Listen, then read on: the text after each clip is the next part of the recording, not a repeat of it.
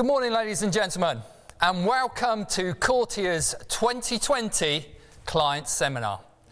My name is Jamie Shepherd, and I'm Chief Executive of Courtiers. Today, we have a packed and exciting agenda for you. Initially, I will be inviting James Timpson to the stage.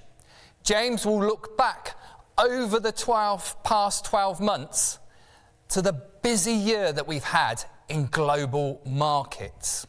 Following this, I'm going to invite Jake Reynolds to the stage. Jake will be answering the question, tech dominance, our future, or another tech crash. Following this, I'll be inviting Caroline Shaw to the stage. Caroline, or Kaz as she's known in our offices, will answer the question, what is ESG? After which, I'm going to invite Gary Reynolds to the stage. Gary will be looking at the risks and opportunities in a post-COVID economy. Ladies and gentlemen, at any time, if you wish to ask a question, please send it in to your investment team. Ladies and gentlemen, James Timpson. Just a small bit about James before he comes on stage. James joined us from university as a graduate trainee. He had a first in mathematics, and his claim to fame is he was on Countdown at the age of 18 and got every mathematical question correct. Ladies and gentlemen, James Timpson.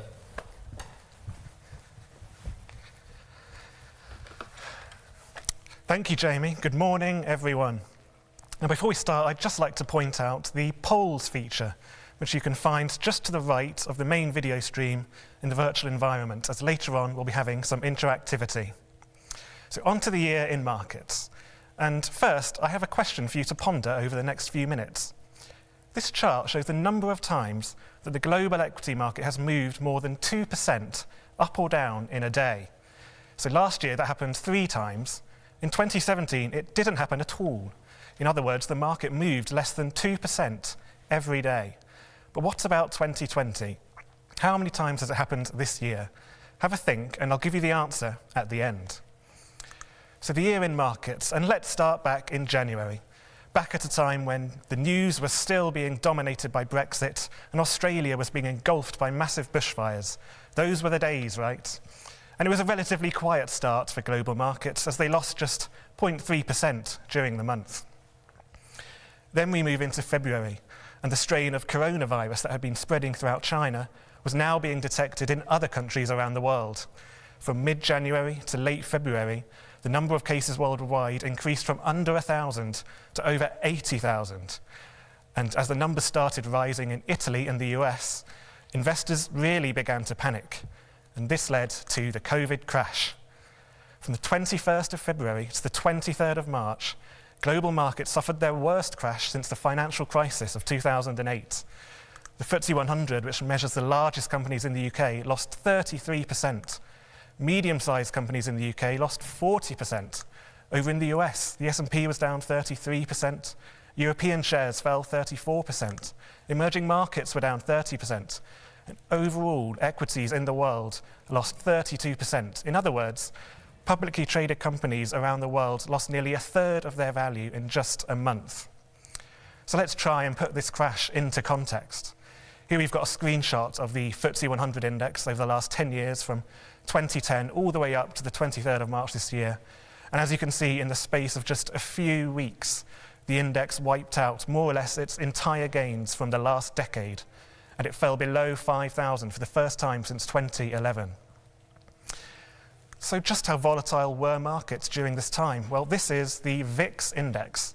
This measures the implied volatility of the US stock market, and you'll often hear it referred to as the fear index. And as you can see in March, it reached a massive level as markets tumbled and volatility and investor fears reached huge levels.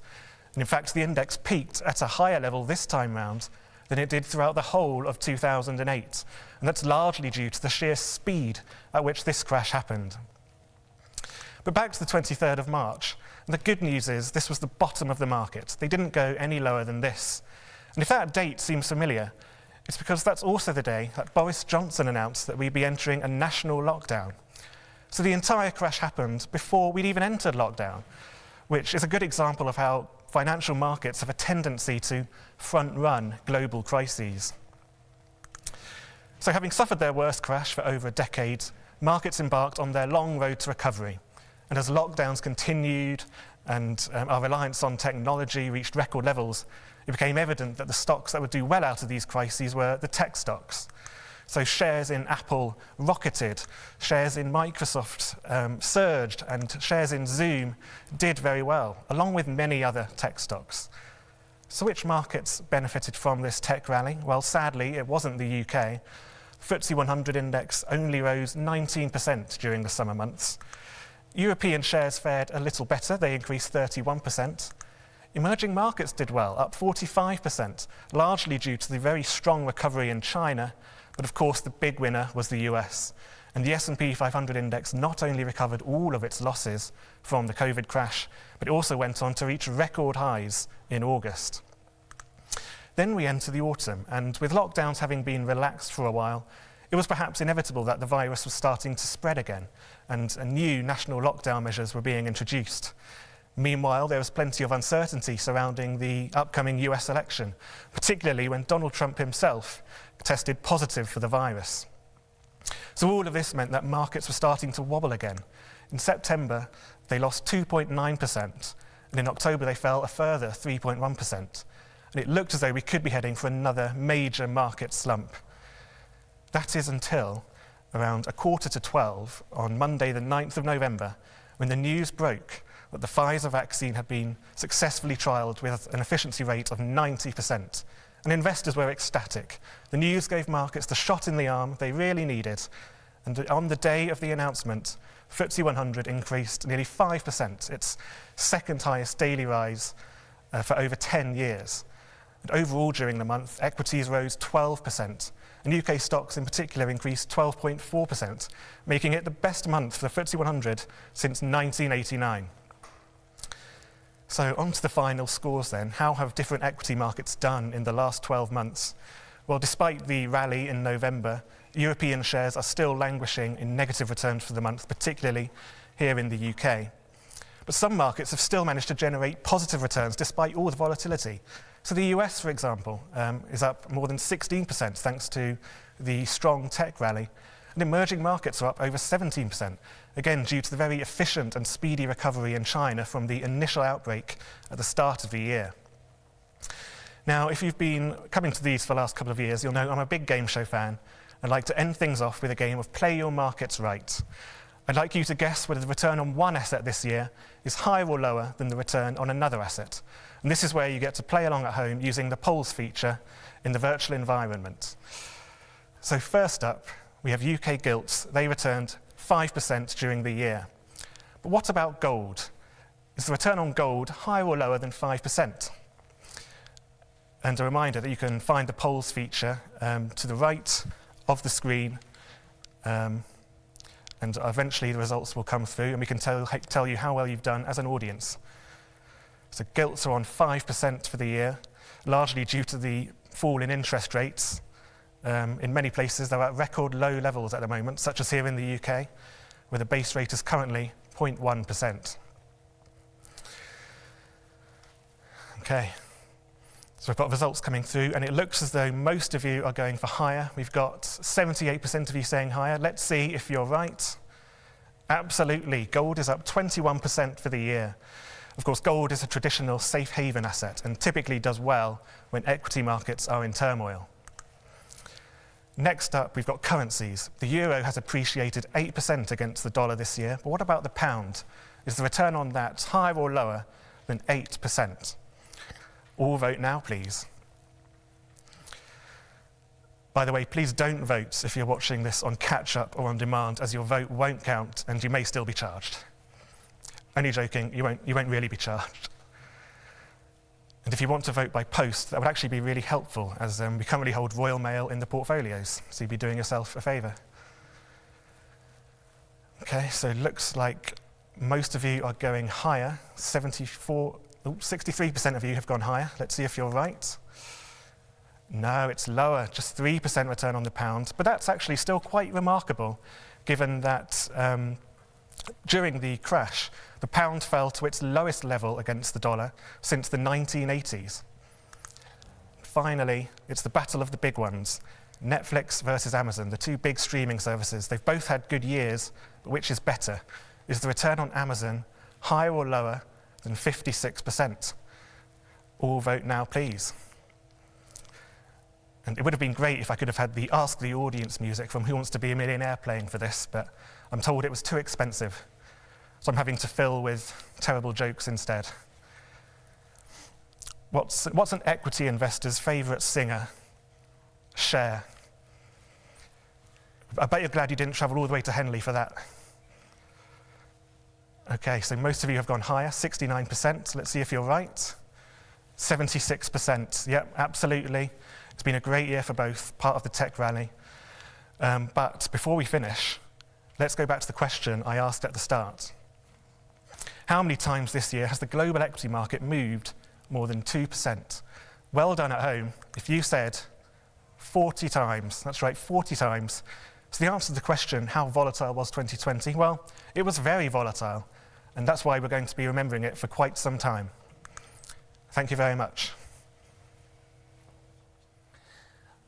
Ladies and gentlemen, James Timpson. Thank you, James. Ladies and gentlemen, I would now like to invite Jake Reynolds to the stage. A bit of background about Jake. Jake spent 9 years in the emerging markets desk at Schroders, and we were lucky enough to sign him 3 years ago, so he came and joined our team as a data scientist. Ladies and gentlemen, Jacob Reynolds. Thanks, Jamie. Good morning, everyone. So today I'm going to be asking tech dominance, our future, or another bubble. We're going to be looking into the US performance this year, as James alluded to, as a top performer, and we're going to look into what's driving that performance and ask, is it sustainable? So the US has been ahead this year. That's shown by the S&P 500, the flagship US indices, being way ahead of Europe in grey on that chart and the UK represented by the FTSE 100 in black. This should not come as a surprise because the US has been ahead of the UK, the FTSE 100, since 10 out of 13 times since 2007. But when we scratch the surface of this rally in the S&P 500, we can see that it's not broad. And what we mean by that is that it's not got equal participation from all 500 stocks. It's being driven by the five largest stocks in the indices. That's represented by the orange line here. What we've done is we've separated out the indices to have the big five and the other 495. The big five are up 50% this year, dragging that indices to all-time highs, while the rest have only just returned to positive territory. So who are the big five? Well, you all know them by now. It's Apple, Microsoft, Amazon, Google, and Facebook. They have grown to 23% of the S&P 500 this year. And this rise of big tech, this monumental rally, has led many people to question, are we in another tech bubble? Now, the big difference between the tech companies of the late 90s and the tech companies of 2020 is that these guys make money. They make a lot of money. In 2020, the big five are expected to make over $200 billion in profit. That will make them the 5 most profitable companies in the US this year. However, this doesn't mean that we should chase these stocks. The underlying strength means that we're probably not going to have a dot-com bubble burst like we did in 2000, but they are very, very expensive. I think we've coined the term hellishly expensive. And what we mean is that they trade on a PE ratio of 36 times. The average PE ratio is 36. Now, PE ratio is a way to bring to life the difference between the price and the fundamental value. One way to think of this is think that if all these earnings were to stay static for the future, it would take 36 years to cover your initial investment in these big 5 stocks. Coincidentally, it was approximately 36 years ago when we last had an S&P this top heavy, but it was a completely different set of names back then. It was Standard Oil of Indiana, AT&T, Schlumberger, IBM, and Exxon. So just because they're built on stronger foundations, it doesn't mean these foundations can't be chipped away. If we think about buying stocks on big multiples, if we bought these stocks, it would be considered growth investing because you expect the companies to grow into these huge multiples. But in 1992, Nobel Prize winner Eugene Fama and an academic colleague, Kenneth French, proved that buying companies on cheap multiples outperform companies on large multiples in the long run. They built on the work that we introduced last year, Benjamin Graham's security analysis, the Bible of value investing from the 1930s. Benjamin Graham was Warren Buffett's teacher. And they empirically proved that actually you want to find stocks on low multiples and not stocks on large multiples. Now, there's many theories as to why this works. One of the widely accepted theories is that it's behavioral. People tend to extrapolate into the future the current trends of today, and they don't tend to price in changes in the competitive landscape. This could look like new entrants chipping away at your business, old incumbents fighting back, or regulation. Now, let's take Apple, for example. You can see from the slide it's trading on 34 times earnings. Apple is the world's first $2 trillion company. It gets 82% of its revenue from products. That means this year, Apple, to get 82% of its revenue, has to rely on selling new products to people. What could possibly go wrong with that? So this is Forbes magazine from the 12th of November, 2007, and it says, Nokia, 1 billion customers, can anyone catch the cell phone king? Unfortunately for Nokia, this publication coincided with the release of the iPhone. In the run-up to its release, the 3-year run-up to the release of this magazine, Nokia had doubled in value. Unfortunately, over the next 5 years, Nokia would lose 92% of its value.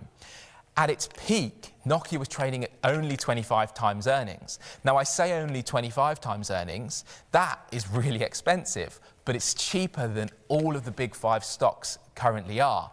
When you're trading on multiples of 25 and 36 times earnings, it's a very long way down. And actually buying stocks of lower multiples can offer you a much bigger margin of safety. Now, these examples are all around. If we go back to the S&P 500, the big 5 of the 80s, they all encountered over the next 10 years their own problems. AT&T got broken up through regulation. IBM would go on to incur the largest loss in US corporate history in 1993 because people wanted personal computers and not mainframes. And the big oil, Schlumberger, Exxon, and Standard Oil of Indiana, the oil shortages of the 70s would lead to the oil gluts of the 80s, and we'd get an oil crash in 1986. So you can see these competitive landscapes always changing, and when you're making $200 billion in profit, people tend to notice, and whether it's a government, whether it's the old companies, or whether it's new companies. Now, one of the examples of incumbents fighting back is actually our best stock in the UK portfolio this year, and that's Reach. Now, Reach, formerly known as Trinity Mirror, owns the Daily Express and the Daily Mirror, but it also owns hundreds of local newspaper outlets. What Reach have realised is they can pull together their online resources, and they have become the 5th most visited company online in the UK. Each month, they get 42 million unique visitors. and the only people ahead of them are big tech. What Reach have done with this is they've taken their visitors' data, they've built profiles on their users, and they now can sell more specific advertising to people that want to place adverts on their websites. This is how Google make 83% of their revenue, and this is how Facebook make 98.5% of their revenue. We originally bought Reach in September last year, when it was trading on only 3 times earnings. So we go back to our simplification, 3 times earnings, only 3 years to get paid back. It is up nearly 70% this year. I think it's now trading around £1.35. Even at that level, it's still only trading on 4.5 times earnings, but now with growing digital revenue. So it gives you that margin of safety, and also they're going to hopefully start eating into the big five's cake. So I must say before we move on that Reach is one of 30 stocks in the UK portfolio, and it's one of 4,000 stocks that we either have direct exposure to or indirect exposure to on the multi-asset funds. Diversification is key. Reach would never be 100% of a portfolio, and risk controls are the most important thing we do. So to end, I would like to leave you with how Benjamin Graham started his value investing Bible security analysis of the 1930s. And it's a quote from the Roman poet Horace. And he said, "Many shall be restored that now are fallen, and many shall fall that are now in honour." Even 2,000 years ago, Horace knew the competitive landscape would change and that would offer us opportunities. And that's what we're always on the lookout for. Thank you very much, and I hope to see you in person next year. Ladies and gentlemen, Jake Reynolds. Thank you very much, Jake. Very, very interesting. And can I just say thank you to everybody who's tuned in today.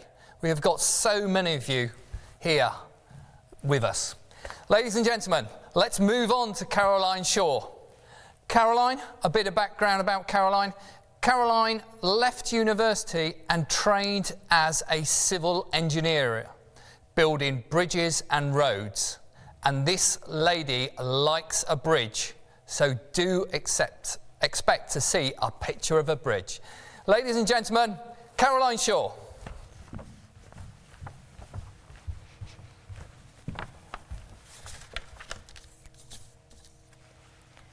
Good morning, everyone.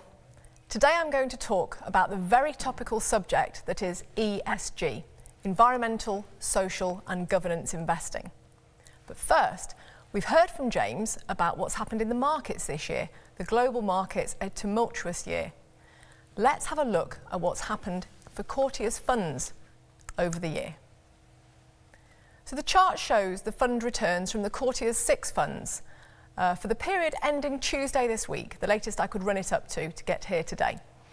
On the far right, you can see an orange bar, a negative minus 9.46%. That represents the returns from the FTSE 100 over the 365 days ending on Tuesday.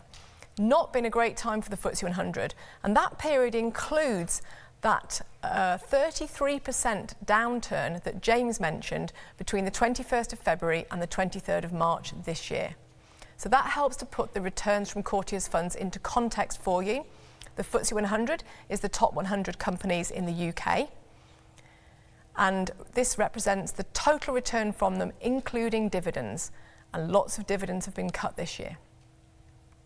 First up, we have the Courtiers Cautious Risk Fund, and that has returned 5.9% for the year. We're actually really pleased with this return. It's a multi-asset fund, so it can invest in equities and bonds and other asset classes, but it has a maximum equity exposure of only 60%. So it is designed for below average risk investors. The Balanced Risk Fund, which can take a little bit more risk, has returned 7.96%. So slightly better because it can take a bit more risk and the recovery has been strong. And the Growth Fund, which can take a lot more risk and has a lot more flexibility, has returned 9.04% over the same period. And then we come to the minus 4.57% from our UK Equity Income Fund. Now this fund can only invest in UK equities, and you've seen how badly the FTSE 100 has done. So actually we're really pleased with this. To have significantly outperformed the top 100 companies in the UK in our fund is fantastic. The global fund we run, which doesn't invest in UK equities, has done better, plus 3.93%. And you'll see there is a flat line, which you can't quite see because it is almost zero, a slightly positive return for our investment grade bond fund. It has been really difficult this year to get returns with taking a very low risk. You'll know that from your bank accounts, where it is really hard to get any sort of positive yield on a bank account or a low risk investment this year. Our investment grade bond fund has taken very, very low risk, primarily investing in government issued bonds. So we're actually pleased with the returns over the last year. So let's move on to ESG. Earlier this year, I took my CFA UK examination in ESG investing. I'm pleased to say that I passed it, but it's given me a really good foundation to talk about the evolution of ESG over the last few years, because it has changed enormously. We wouldn't have been having this discussion 10 years ago. And also to look at the pathway forwards. There are lots of different definitions of ESG investing, so I thought I'd cover a few with you today. First of all, on the far left, we have traditional investing. 10 years ago, we'd have said, this is all the companies that you're able to invest in, and we're just going to take a look at them. We weren't not including any factors. The problem is now, it's not a problem. Companies have improved their reporting so much, and they're reporting every year on their environmental impact, their social impact, the way they are governed. It's really hard to ignore the factors. But this type of investing pretty much doesn't pay too much attention to those factors and doesn't integrate it into the process. Moving further to the right, we have responsible investing. And this for me is completely logical. It's where you integrate the factors into your analysis in order to mitigate risk.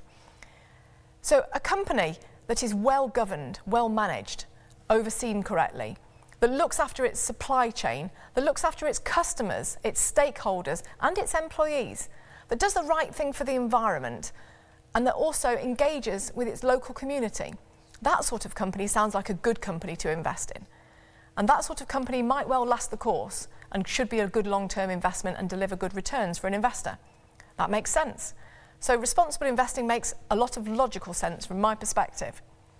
The reputational damage done by not doing those things well can be severe. I'll give you the example of Boohoo. Earlier this year, Boohoo, the fashion retailer, was found to have issues in its supply chain. There was a factory or two factories around Leicestershire where people were not paid the minimum wage and the working conditions were really poor. And this is in the UK. So that was found out, that was released into the media. The Boohoo share price fell 44% in a week. And that is reputational damage from not managing your supply chain. Moving to the right again, we've got sustainable investing. Sustainable investing is the deliberate pursuit of ESG opportunities. So this might be aligning with the UN's Sustainable Development Goals, a series of 17 ambitious targets that the world is signing up to do together. Things like eradicating hunger, eradicating global poverty, providing renewable energy for all, healthcare for all, education for all, climate change, really big ambitious objectives. So you could be investing targeting one of those or more than one. That would be something like investing wholly in renewable energy, for example. Or another exclusionary way of investing would be an ethical investment, and Courtiers ethical strategies fall within this, where they exclude investments in sectors such as pharmaceutical sector because of animal testing, exclude gambling, pornography, alcohol, armaments. So sustainable investing is narrowing down your field of investments. And then we come to impact investing. Well, impact investing is different again. It largely focuses on the E and the S, so the environmental and the social impact. But if we think about ESG investing as being companies' operations, how a company operates within its environment, within its social community and its profits and governance, then impact investing is more about the services and the products that that company produces and offers. An example would be eco-housing, a company that builds eco-houses, that builds them with less construction waste than normal, so reducing waste, builds an eco-house that is cheaper to run in the long term using renewable energies, and builds them in an area of demand, such as a place in the UK where housing demand, there is a shortage and there's a high local demand. That has an impact. that has an impact environmentally and an impact socially. So it could be seen to be an impact investment.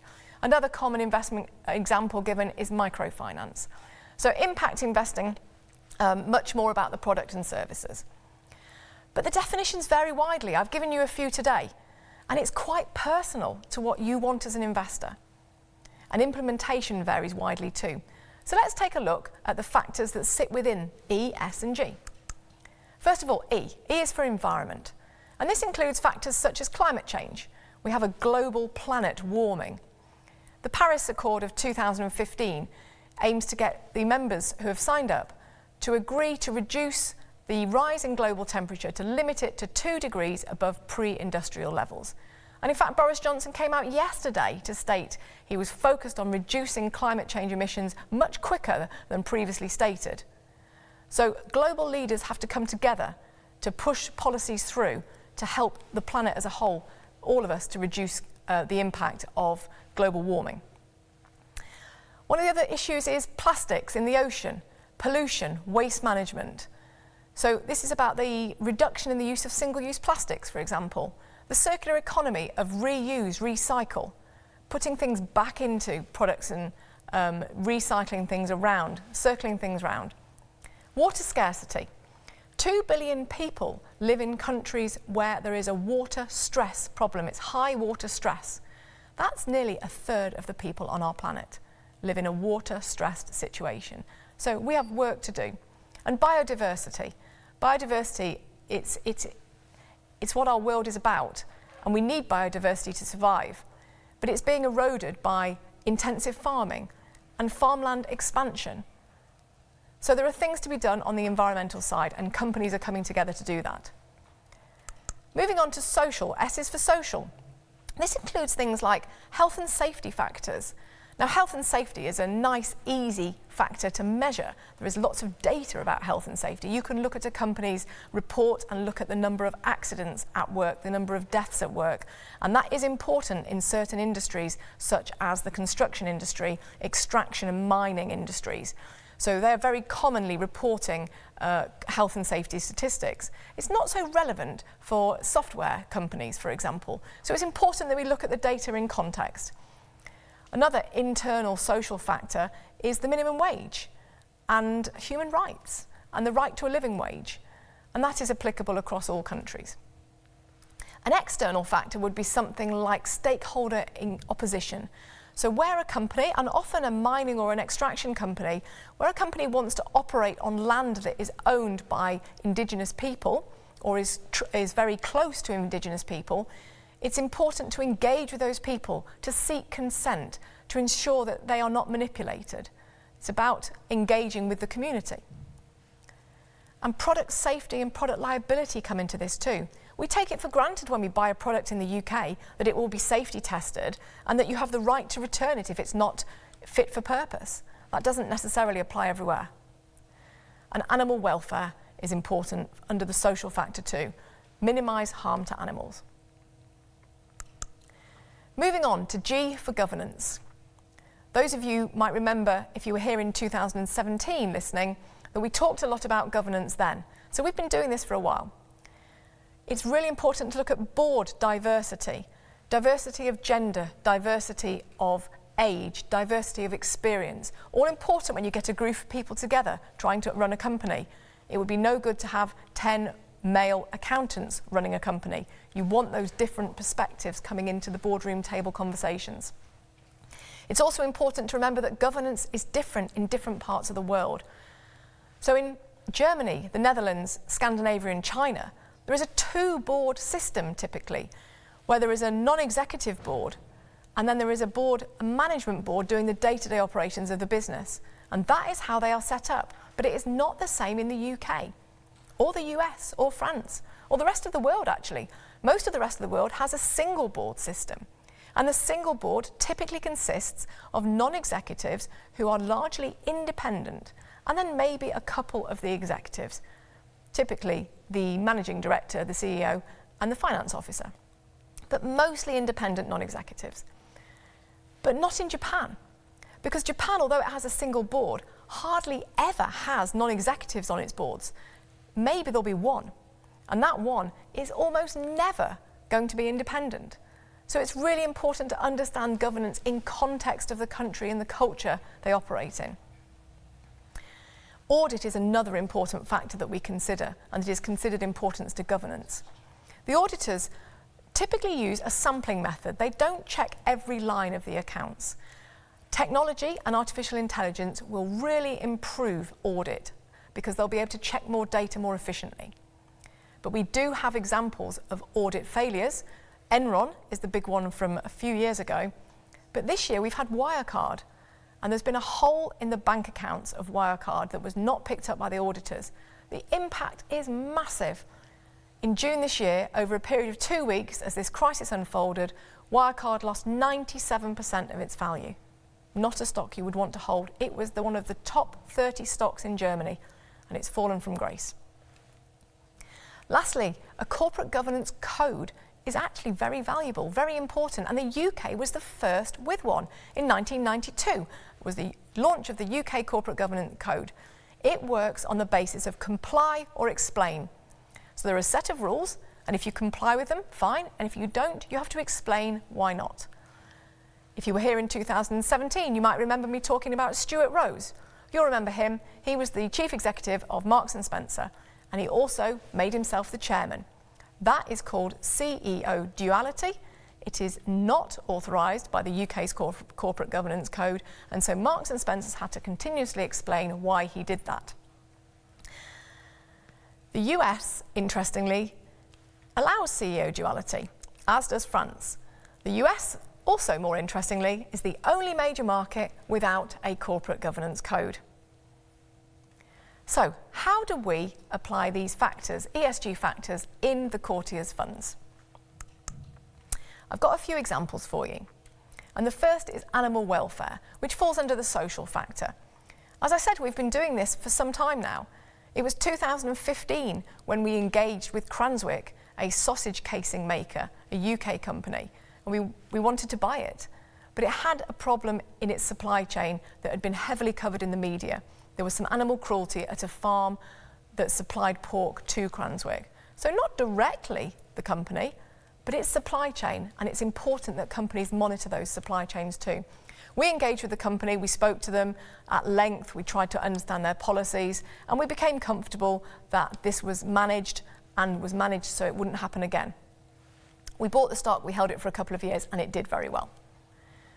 On the right-hand side of the picture is a picture of Drax Power Station in Yorkshire. Now, Drax Power Station supplies 12% of the UK's renewable energy. It is going to be a key player, particularly now Boris Johnson has come out and said he wants to reduce carbon emissions. Drax aims to be carbon neutral by 2030, which is a lofty ambition for a company that produces power. It has 2 remaining coal-fired plants, which it is converting to biomass. The ones on the screen there already run on biomass. So 2/3 of its energy that it produces is already running on biomass, so wood pellets. Drax, we bought it earlier on in the year, just in January. It suffered in the crash in February, March, and fell by over 50%. But actually, over our period of ownership, it has recovered enormously well, and we've made 20% on that since we bought it in the January. So really pleased with Drax, and it is going to be part of our future. Ralph Lauren is a good example of governance. If I own 10 shares in Ralph Lauren, and Ralph Lauren owns 10 shares in his own company, when we get to the shareholder meeting at the end of the year, I get 10 votes, but he gets 100. And that is a good example of dual share classes and what it means for you as a shareholder if the owners of the business have more votes per their share. Our shares are the same value, but he gets more votes for his B shares than I get for my A shares. It doesn't put us on much of a parity with decision making and our ability to influence. That was one of the factors we were concerned about in 2017 when we looked at this, and I mentioned this at the seminar then. We were also concerned about the succession planning and the fixed dividend within the business. So these factors all combined and we sold our position. The last example, and I am delighted to present a picture of a bridge. I've squeezed one in at the end because actually infrastructure is very important, its role in the environment factor. This is the Kicking Horse Canyon Bridge in British Columbia. It actually sits right in the middle of the Canadian Rockies. It produces an environmental report to show what it's doing for the environment. Every single asset in the portfolio, we can say what it's doing under all those factors. For this particular road and bridge, they have installed LED lighting, so reducing power consumption. They have got a no idling policy on all the maintenance vehicles that go onto the road and bridge. After 3 minutes, the engine cuts out if you're idling, and that is reducing carbon emissions. They have a policy now where they recycle asphalt. So if they have to resurface the road, they use the recycled asphalt in the new asphalt. And also, when they're de-icing the road, and they have to do this a lot because it is in the Canadian Rockies, they are using a salt brine solution instead of chucking rock salt onto the road, which apparently bounces off into the verges and causes excess pollution. The brine solution is a lot more efficient as a de-icer and also reducing water pollution. And that bridge in our portfolio has been there since 2011. So we've been doing this for a while. BBGI, the portfolio infrastructure exposure we have, including this bridge, has returned 11.5% per annum since we bought it in 2011. So a real solid performer year after year. And this year it is up over 10%. So hopefully that gives you an insight into the factors that we include in our analysis and that are in your portfolio today. Thank you very much.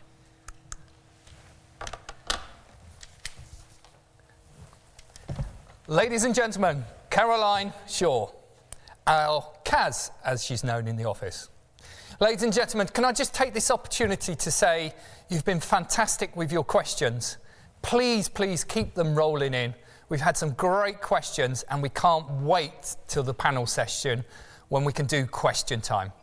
Ladies and gentlemen, it's our opportunity to invite our Chief Investment Officer to the stage, Gary Reynolds. And just a bit of background about Gary. I have known him over 33 years. Gary, many, many years ago, started his career in risk underwriting for insurance companies. Ladies and gentlemen, Gary Reynolds.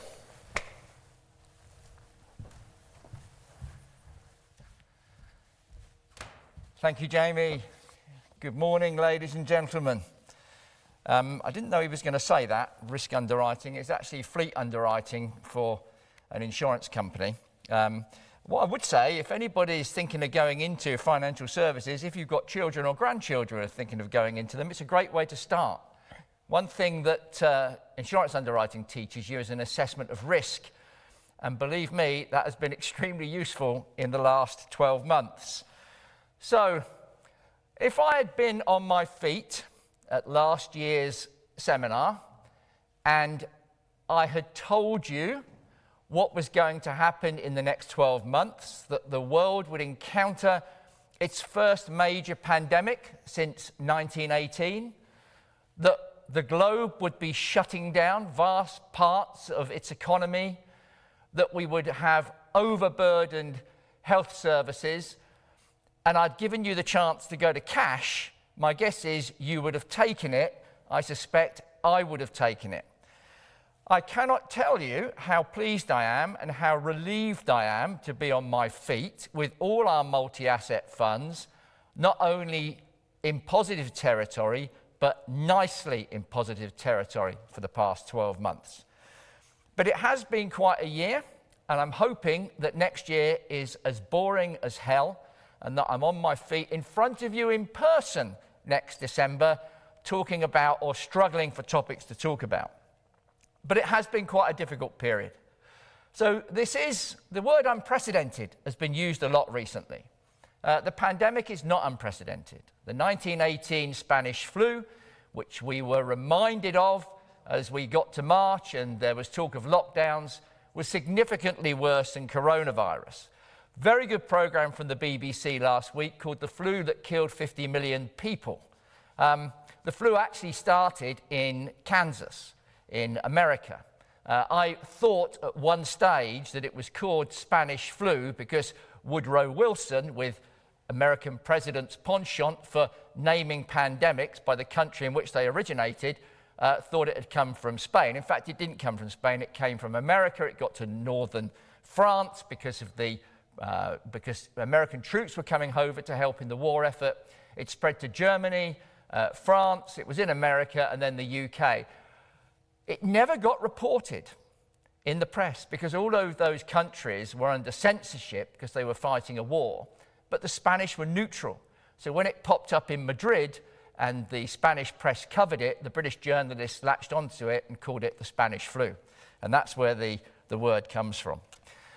Well, this pandemic this year has something over the Spanish flu in that it's actually created the worst recession that we've had from 1709.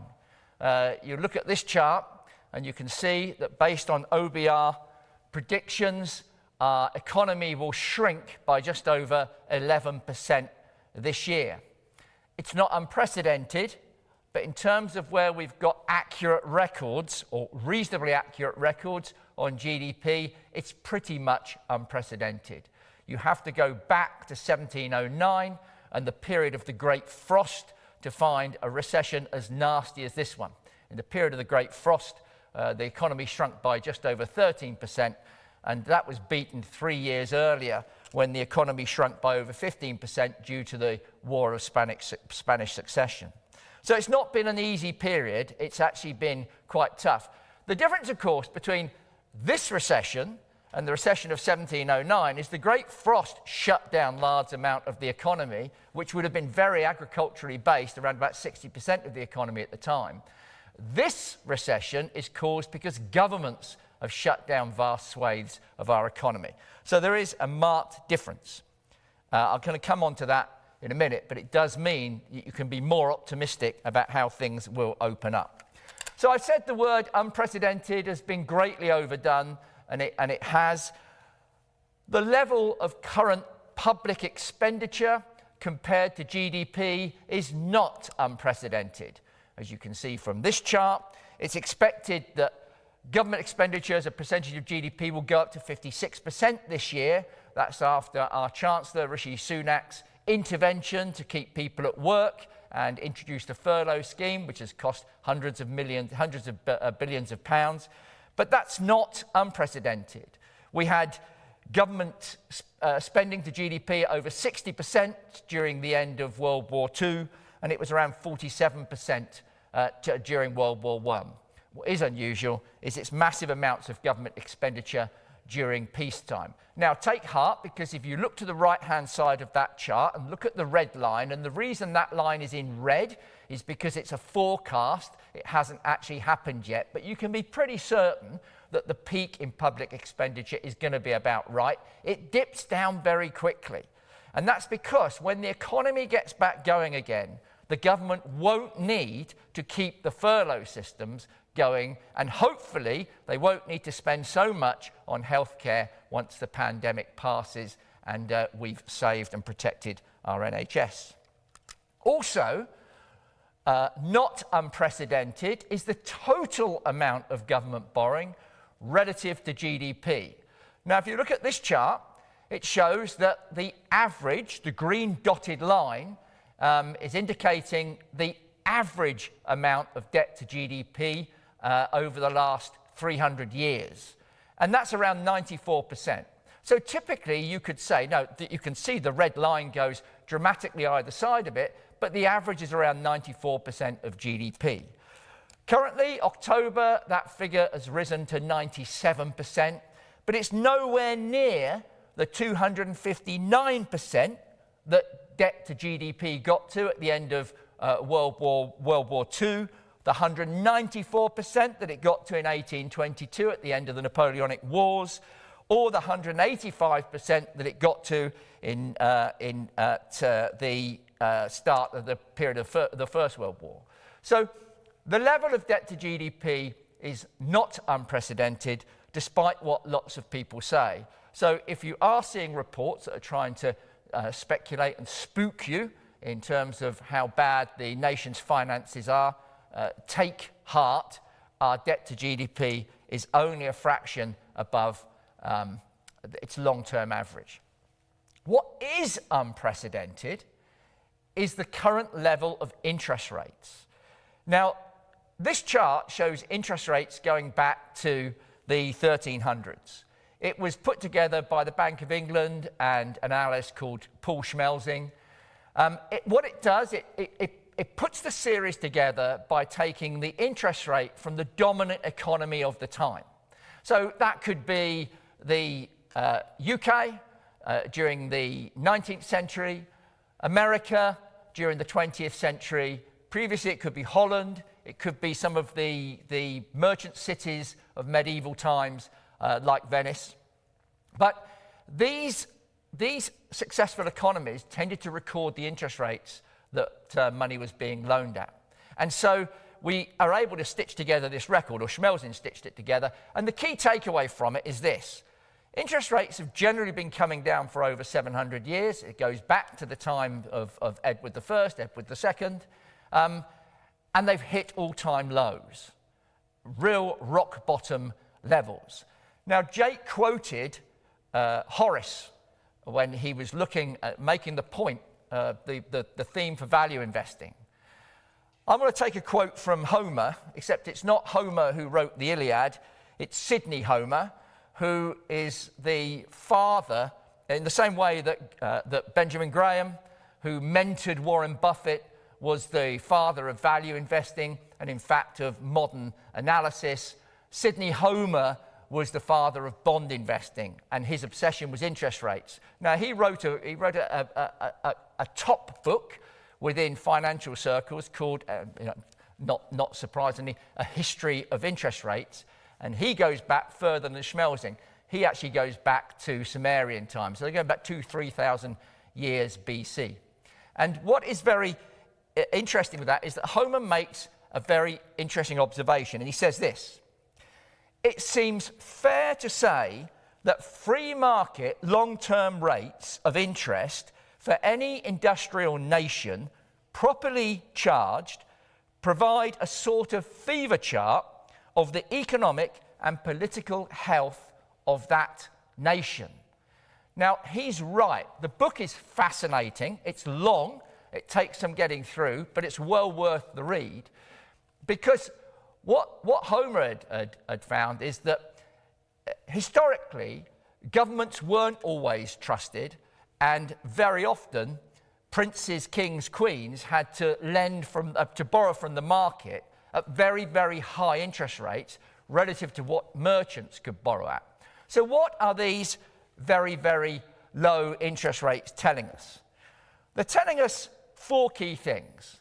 Firstly, they're telling us that governments are trusted. Governments can still borrow money at rock bottom levels and continue to do so despite the fact that their balance sheets have been deteriorating. They tell us that central banks are trusted. There's an inherent trust in the market at the moment that central banks will keep inflation under control, and therefore there may not be a need to have interest rates increase in the future. It tells us that the world expects GDP growth to be below average for some time. If the world expected GDP growth to be above average, it would be reasonable to assume that in order to ensure that overheating didn't take place, central banks would increase interest rates. You can only justify interest rates at these levels if you believe that there's going to be no decent economic growth going forward. And fourthly, it tells us that inflation is on nobody's radar at present. In other words, nobody's considering inflation. Everybody's been obsessed with deflation for some time. Now, these are global rates, but have a look at this chart because it shows you exactly the same story for the UK. The green line is the rate that the UK government can borrow money in the open market over long terms, generally around 30 years. The red line is the rate at which corporations can borrow money in the bond market. That's around 15 years. These are investment-grade corporations. And as you will see, the government has been borrowing money well below 1%, and good grade corporations just above 1%. The long-term average for the government borrowing money is 4.41%, so we are way, way, way below that. So in the same way that the globe tends to trust their central banks and governments, the UK government is trusted presently, the Bank of England is trusted. Now, that may be so, but we have we have certain problems. We are in what Keynes would describe as a liquidity trap. Through the summer, not everybody has been out of work. People have been earning money, except there's not been a lot to spend it on. Savings rates have increased. The reason the Bank of England drops interest rates is to encourage people to engage in activity, to spend more money because they're not getting a very good rate of return on it in the bank or building society, to borrow more money to do things because they can borrow it at very low amounts, and that stimulates the economy. But if people are frightened, then they will not spend. So despite the Bank of England cutting rates, when ministers were talking about massive death tolls in March and April, it spooked everybody and it pushed the saving rates up to around 20%. That's enormous in that generally in this country it's in low single digits. The reason for that is because you've got a liquidity trap. However low interest rates are brought down, people are not going to spend their money at the moment. But there's another significant problem with monetary policy and the way it's been used for the past 11 years, and that is that it hasn't brought any increase in productivity. The chart you're looking at now plots the long-term trend of productivity growth. And what that red line is the trend line, and generally that was going up at just around about 2% per annum. In other words, this was the increase in output of goods and services through efficiency. It's not just about the economy having more people or more capital, it's using those people, that capital, more effectively. Now, Paul Krugman, Nobel Prize-winning economist, said that productivity isn't everything, but in the long run, it's just about everything. Productivity enables companies to give pay increases. Productivity allows particularly mid-average earners to get an increase in their living standards. So when you see a chart like that, you know that there are pretty dire consequences. And it gets even worse when you've got very aggressive monetary loosening, because falling interest rates do another thing, apart from trying to encourage people to spend. They push up the value of assets. Houses have gone up a lot in the past 11 years with low interest rates. So have share prices, as you've seen. And as I said in a recent article, unbelievably, in the midst of all this, and in the midst of America having all these problems with its determining who was going to be the next president, the S&P 500 got to record levels. If you look at the UK over the last 11 years, you'll see that there's been a nice increase in the real value of family wealth, highlighted by the green bar. What that shows you is that between 2008 and 2019, average family wealth went up in real terms by 20%. If you held assets over the last 11 years, you are significantly better off than if you didn't have assets. On the right, the red bar, a figure of 0.2%, is the amount by which real wages have gone up in the past 11 years. That is a paltry figure. That creates huge imbalances in our economy, and it creates huge inequality. It is a result of 1, no increase in productivity, and 2, aggressive monetary policy, which has rewarded the haves to the exclusion of the have-nots. Now, this all sounds pretty depressing, but I'm actually reasonably optimistic with regard to the way in which the economy goes from here. One of the reasons is the chart you're looking at the moment has caused a lot of dismay from the average working class people and on average earnings, because that's an average, by the way, 0.2. That's everybody. It's actually negative for most people in the lower half of the earnings spectrum. And what's happening is these people are starting to find some voice, and they're starting to to make statements, which is why Trump got voted in 2016, which is why Brexit was voted for in 2016, which is why lots of Labour heartlands turned towards Boris Johnson, who they thought would do a better job than Corbyn for them in December last year. So they are beginning to speak up. And that brings about a number of reasons to be cheerful. One, central banks know that they've got no bang left in their arsenal. Carney, Janet Yellen, Mario Draghi all know that there is nothing much more central banks can do to boost the economy. And quite telling is that Janet Yellen has just been appointed into the Treasury by Biden. And she, more than anybody, understands the limit of monetary policy. I think what you're beginning to see are governments around the world getting ready to make some fiscal intervention, and I'd say about time too. COVID-19 may have brought about some creative destruction. That's a phrase coined by Joseph Schumpeter, not a Nobel Prize winner, mainly because he died long before the Nobel Prize for Economics was introduced in 1968, but an interesting economist. And what he said was, one of the reasons free market economies work is because of competition. Assets held by poor performing companies that go bust are passed over to companies that use them more effectively and therefore increase the amount of goods and services produced with them. Fiscal intervention is making a comeback. Governments have got used to spending during this summer, and surprise, surprise, they found out it hasn't blown the bond market apart at all.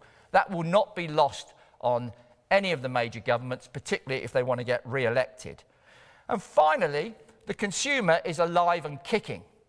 So I said in March and April, we were fairly optimistic about what would happen the other side of the lockdown. And you saw in Q3 this year, when the first lockdown ended, the amount of consumption rose significantly, which was fantastic.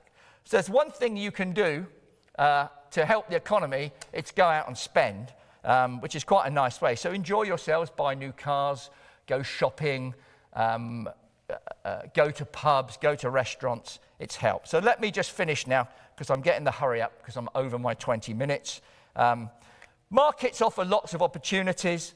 There are risks. Jake mentioned about the big popular companies. They're likely to flounder in the next 10 years. When we're doing this in 2030, my bet is that the big five of today will not have been the best performance or anywhere near it of the last 10 years. And be careful, because there is definitely a bubble in the bond market, which I've talked about before. Thank you for listening, and I sincerely hope we'll be doing this face-to-face over a few glasses of wine next December. Thank you. Ladies and gentlemen, Gary Reynolds. Ladies and gentlemen, please keep the questions coming thick and fast as you have been doing. There's some fabulous questions that we're going to move on to now. Hello again, ladies and gentlemen, and welcome to Courtiers Question Time. Right, the first question, you should now see it on your screens, comes from Jen and Vic Israel. Thank you very, very much. James, can you tell us what happened since the October 30th to increase the value of the Conservative funds considerably in just over 1 month? Yeah, it's a good question and a very nice question to be able to answer. So the recent market surge began with the Pfizer announcement last month. Of course, it didn't end there. We've also had more vaccines being announced since. And also with the US election, it looks as though it's going to be a fairly convincing win for Biden. And markets like it when one candidate wins convincingly. They much prefer that to an uncertain result. So put all that together, and markets did really well last month. The MSCI World Index, which measures global equities, is up 12%. But the cautious fund, it's not 100% exposed to equities. It was around 55 to 56%. But it still managed to achieve a return last month of 8.5%. And that's because not only was it a good month for global markets last year, but it was a particularly good month for value stocks. And the Courtiers Fund, as well as the other two funds, invest in a large number of value stocks. Whereas throughout the summer it was particularly good for growth stocks, i.e. the big tech companies, since the vaccine was announced, value companies have made a real comeback. So the Courtiers Fund and the other two funds benefited very strongly from that, which is why you've been seeing some really high returns over the last few weeks. Fabulous. Kaz, can I just ask you, I look on my iPhone on the Stocks app, and you mentioned it in your presentation. The FTSE 100 is off 9%. Yet our growth fund is up 9%. Our balanced fund is up 7%, and our cautious fund up over 5%. So why and how? And I'm not complaining. It's because we don't invest wholly in UK equities. We diversify globally, and that's one of the free lunches that is out there, diversification. So the multi-asset funds, they're able to invest not only in global equities, but also other global assets. So that bridge that I love that's in the portfolio, that also helps to diversify returns. And actually some of those low-risk bonds do as well. You know, they may not have surged in value, but they also haven't lost like the FTSE's lost. So by diversifying our assets, not only across the globe, but across other asset classes, we've been able to enable a much more positive return than the FTSE, which has been concentrated in just UK listed stocks, and that's had a very, very torrid time. Gary, Caroline mentioned something very interesting, and I've heard you say it so many times before. Diversification is the only free lunch in town. What exactly do you mean by that? And how does it help? Well, with diversification, you don't lose the potential return. So if I pick one stock that I expect to return 10% next year, I take all the risks on that one stock. If I buy 30 stocks that I expect to return by 10% every year, the return from my portfolio is exactly the same as if I bought one. But the free lunch that I get is a lot less volatility, because the fact you've got 30 in the portfolio reduces the risk that you can have a major blowout. You know, if you put all your money into one company, and Jake showed what happened with Nokia, which was the darling of the stock market for a while, over 90% off pretty quickly, and everyone thought that would go on flying. So you never know with companies. But the beauty of that is that my projected return from my 30 stocks is exactly the same as from my one stock. But my volatility by having 30 is significantly lower. And then if you can do some work, which is what we try to do, and try and have companies where returns are not correlated, you get an even bigger reduction on volatility, which is why, you know, the holy grail for us is the Sharpe ratio, as you know, and that's the amount of return relative to the risk. And our Sharpe ratios are good over long periods, and that is mainly because we work on that risk control.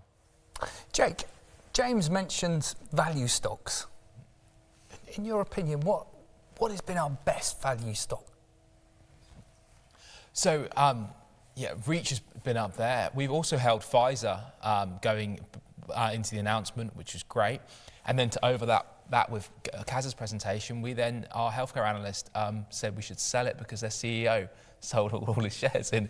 I think it was up 15%, and suddenly he dumped loads. That's been really good. These questions are always nice. You get to talk about the nice stuff, and with the diversification, you know that you believe in the average when you do this. So you pick your pool of investments, and you hope that over the long run it will do what it's been doing over the past 2 centuries and outperform. And actually, last month, I think we were the fourth best equity fund in the country on the UK side.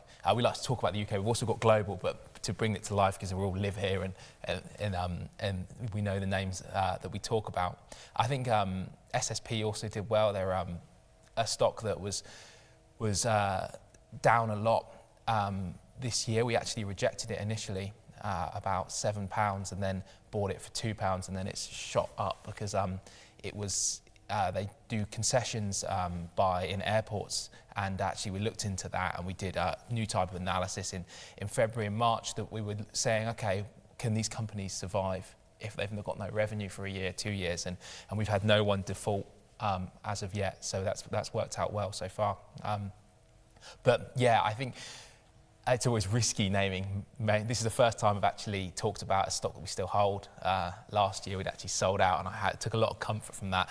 We don't like talking about single names because someone could come to you next year and say, well, that didn't go as expected. But remember, and I said in my talk, one of 30 stocks and one of 4,000 stocks in the multi-asset fund. So I wouldn't like to just put too many single names out there. Okay, I'm going to stay with you if you don't mind, Jake. Of course. A very interesting question, Derek. Thank you very much. With the pandemic, old business models are falling away. We've seen that very recently with the Arcadia Group, Debenhams, sadly, and new business models emerging. How are we adapting our investment strategy in order to take advantage of the new kids on the block? So we try not to chase that too much, because ultimately what we believe is why value investing works is because people make these interpretations about the future and they don't turn out to be right. We want to get as much bang for our buck of proven business models now, and then it goes over to the analyst and then they ask 2 questions, and you're completely right, because when you look at cheap stocks, you might be looking at stocks like high street stocks, and the analyst has got to say, is this what value investors call a cigar butt? Is this a company that has one last puff of smoke in it and it's going to disappear? And that's something we have to be wary of, and that's where the analyst comes in, because that's something that we cannot capture in our quant models. You have to overview it. You have to be aware of the megatrends going on. One of those is the disappearance of the high street, the consolidation of the high street, and make a judgment on whether this company is solid. And then once we've done that, we look at management and we say, do we trust these people with our money? Do they understand their business model, and are they going to do what it takes to secure it and keep it sound and solid? And actually, we find that when you've got good management, they do really innovative stuff. And these companies like Reach do innovative stuff, like Pfizer with the new vaccine production to really do innovative things. So we might not hold tech names that aren't making any revenue. And I don't think we'll ever come to you and go, yeah, we've got this company that's making loads of losses, but in 2022 it's going to be great. And then you come 2021 and go, 2023 is going to be great. But we buy proven business models, and then we look into management and say, do we trust these guys with our money? So you keep referring to analysts, the analysts. How many analysts are there at Courtiers? Well, we all pick up stocks, but we also have how many analysts are there? There's 5 of us, 6 of us. Sorry, yeah. So we're a team of 6, and we divide the sectors up on the stock side. So we all have specializations. Mine are consumer staples and financials. So because what we found is, because of those things I talked about, the mega trends, that you keep coming up against the recurring themes, and especially for things like the financials, there's regulation that you have to be aware of. It was not a good use of time to keep for everyone to be aware of, to be a sector to cover all sectors, but then we do then have to put that up to data CIO, and he will grill us on our interpretation of the business, and then that gets published. So then we all read it, everyone's research, and then if you've got a problem with that and you don't believe what the analyst is saying, or you've read something else, you could say, well, look, I think you need to look into this, or I don't believe this is going to be the case, and then we have a golden ticket, which means that any one person can pull the plug on an investment idea.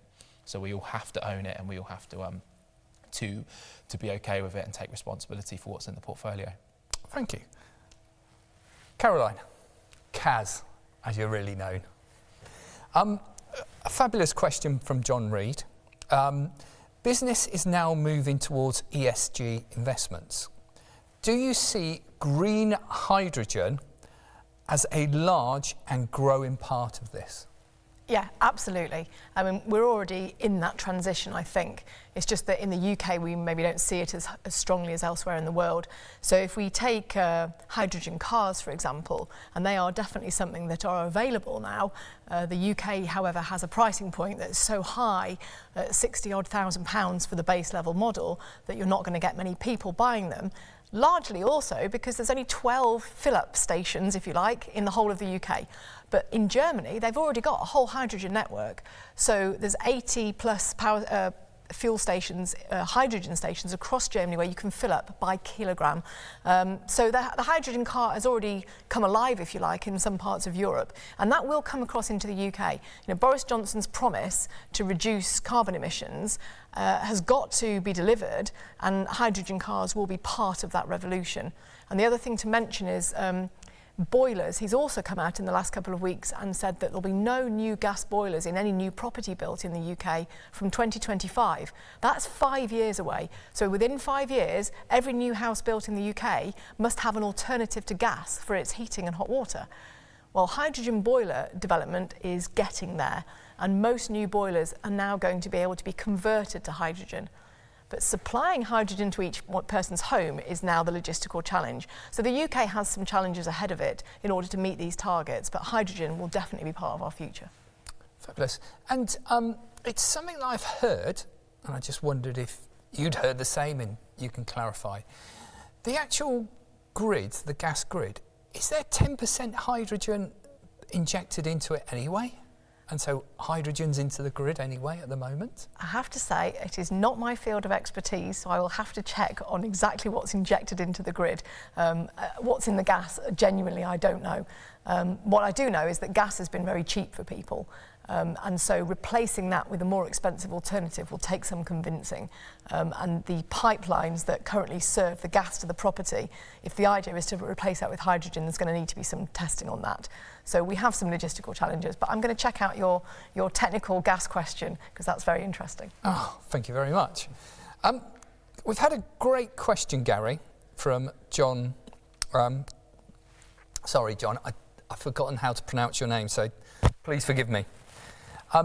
If most, if not all countries are borrowing, who is doing the lending? Oh. So nobody has to lend for a government with a sovereign currency. So the UK doesn't really have to borrow money from anybody. You know, it used to have to, but it doesn't really do that now, because there is what you have fiat currency in place, which means the currency doesn't have to be backed by anything apart from the promise on the pound that, you know, it can be exchanged for goods somewhere, and that's sort of backed up by the government. So if we want to borrow more, the government sort of issues bonds. The Bank of England buys them, gives the government the currency, puts the bonds on its balance sheet, and then the government goes out and spends the money. The people that receive the money put it in their bank, and it goes round to, really, it's an effective increasing the money supply. If they do that too much, you get inflation. If you do it excessively and there's no stability in the government, you get hyperinflation. I know we've got an article coming up written by one of our analysts, Nyasha, who she cut her teeth in Zimbabwe. And she lived through the second worst hyperinflation period in history. So when that comes out, that's worth a read, because it shows you the other side of things when things go wrong. But no, we can go on doing it. And as I said in my slides. Even if you do want to add up all the debt and look at it as a proportion of GDP, it's only around about the long-term average. You know, the government have got plenty of powder left to blast the economy forward, and hopefully that's what they'll do. So can I just ask this question, because it may be on many people's minds, and I've heard it so many times. What do you think the Chancellor is going to do about taxes? Does he need to increase taxes to repay this borrowing? So I think you have to, he doesn't need to increase taxes, and a lot of economists are hoping he won't increase taxes. It would be futile to suddenly depress the consumer when you want the consumer to go spending to get the economy going, when you want to get projects underway, you want to get companies investing, you want to close that inequality gap, and the best way to do it is to get the jobs market going, get productive projects going, and if you suddenly tell people you're going to increase taxes, they're going to get nervous and worried about it. So really, he needs to be prepared to go on being supportive of jobs creation. There are stacks and stacks of infrastructure projects that can be done in the UK that will create real jobs and will give us a legacy of decent infrastructure for years to come. But he's also got to keep happy the balanced budget brigade within the Conservative Party, the traditional Thatcherites who see this public sector borrowing as somehow sinful. You know, it's not a coincidence that Sunak used that he's got a sacred duty to make sure the finances are in good nick. And it's like anything, you know, in government, they've got to get round the politics as well. You have to be thinking politics and how he gets re-elected, and perhaps, Jamie, how he wins the vote to be the next Prime Minister.